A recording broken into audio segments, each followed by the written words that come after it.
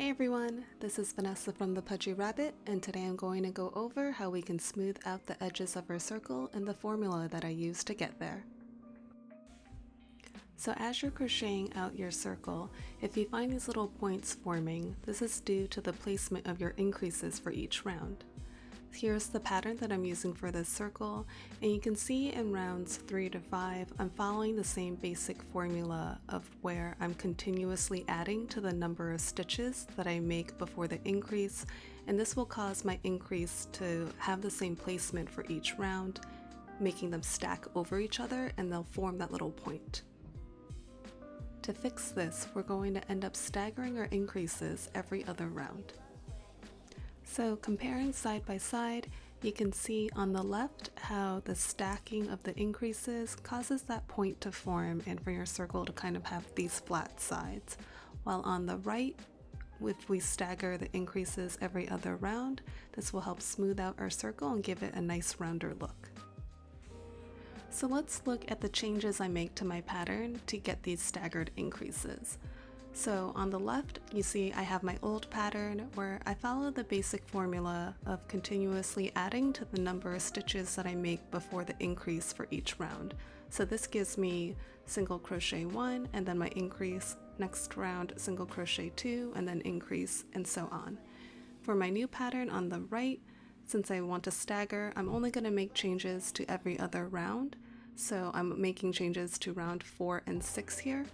So now for round 4, instead of single crocheting 2 and then increase, in my new pattern I'm going to single crochet 1 and then increase, making the first increase of the round, and then I'll go into my set of single crochet 2 and then increase, repeat this set 5 times, and then I'll single crochet 1 at the end. I will apply the same kind of changes to round 6, where instead of single crochet 4 and then my increase, I'm going to start off with single crocheting 2 and then my first increase of the round, and then I'll go into my set of single crochet 4 and then increase, repeat this 5 times, and single crochet 2 at the end.